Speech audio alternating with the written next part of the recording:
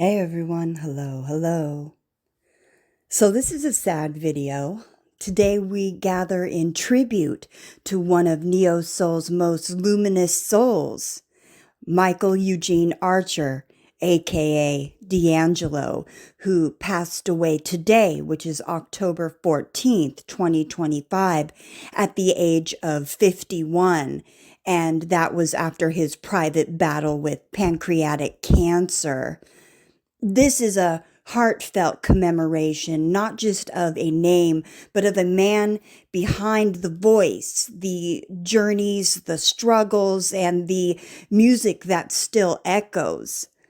Michael Eugene Archer was born on February 11th, 1974, in Richmond, Virginia. His father was a Pentecostal preacher, and his early upbringing was steeped in church music and gospel tradition, a foundation that found its way into everything that he created. From a very young age, he showed musical aptitude. His brother later recounted that when he was about 3 years old, he picked out melodies on the piano and would perform without having any type of formal training. And then as a teenager, he formed a local R&B group and began participating in music contests and writing. And then when he was about 18, he and his group made a move towards New York, and their performances were at Harlem's Apollo Theater, including multiple amateur night wins, and that helped propel him in his aspirations. And then D'Angelo dropped out of school to fully devote himself to music, writing, producing, and composing as he forged relationships in the industry.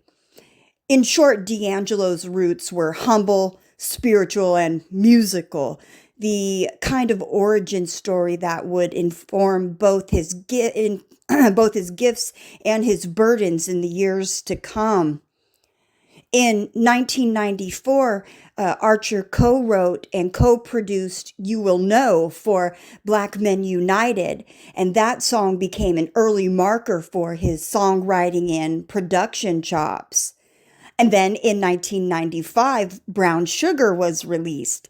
His debut album would become platinum and is widely credited for ushering in the mainstream awareness of neo soul. Tracks like Brown Sugar, Lady, and others showcased a blend of classic soul, R&B, hip hop sensibility, and deep personal songwriting. Critics and fans praised both the vocal warmth and musical integrity. He wasn't chasing trends, he was carving out his own sonic space. And Brown Sugar and its success placed him alongside contemporaries like Erykah Badu, Maxwell, and others in the neo soul movement.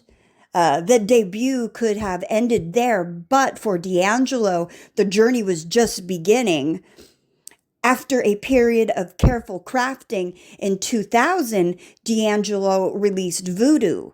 It debuted at #1 on the Billboard 200, marking a major commercial and critical moment.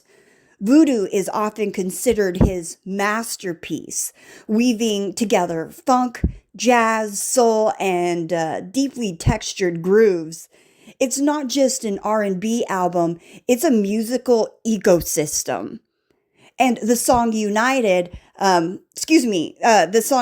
that was untitled, How Does It Feel, became iconic, partly because of its invocative minimalism and the visual legacy of the video, which we all loved, especially us ladies.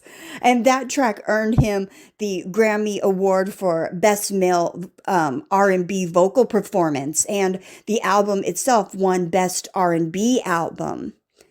But behind the brilliance lay internal conflict. He began to struggle with the weight of expectations, the burden of being seen as a sex symbol and conflicting identity that came with fame. Recording Voodoo itself was intricate. D'Angelo had famously said he could not force music, that it had to be organic, and that the album took years to complete. With Voodoo, D'Angelo didn't just make an album, he made a statement. The rest of his career would carry echoes of that ambition and shadow. And then after Voodoo, D'Angelo withdrew from the spotlight for a while, not by choice, but because it was a necessity. The decade that followed was turbulent. He faced public struggles with substance abuse, alcoholism, and personal demons. These were well documented through the years, although they always tempered by the fact that he remained a profoundly private person. One notable incident in 2005, D'Angelo was arrested for DUI and drug possession. And after that, he was involved in a car accident in which he was ejected from the vehicle. His reclusiveness deepened, and many years passed before he reemerged musically. And then in 2014, after around 14 years since Voodoo, he released Black Messiah, a bold, socially conscious, musically rich album that reaffirmed his voice and vision. Black Messiah debuted as number 5 on the Billboard 200 and won the Grammy for Best R&B Album in 2016. Its track Really Love won for Best R&B Song. The album's surprise release and its political urgency resonated deeply. It was not just a musical comeback, but a statement of identity in turbulent times. And he toured with his band, The Vanguard, offering some of his most polished live performances. It's in that tension between quiet and explosion, between absence and return, that D'Angelo's mystique and potency lived. He was never really prolific, but when he spoke through his music, he spoke in depth. In 2025, D'Angelo's health became a matter of private concern. His family later disclosed that he had been undergoing treatment for pancreatic cancer for several months. Reports indicate that he had been hospitalized for a long time and spent about 2 weeks in hospice care before his passing. And then on October 14th, 2025, in New York City, again, he passed away at the age of 51. And in a statement, his family wrote, "The shining star of our family has dimmed his light for us in this life. After a prolonged and courageous battle with cancer, we are heartbroken. We ask that you respect our privacy while also celebrating the gift of song that he has left for the world." His death followed a long period of silence and anticipation. Public health disclosures have been minimal. The news was a shock to fans and the music community. And he is survived by 3 children.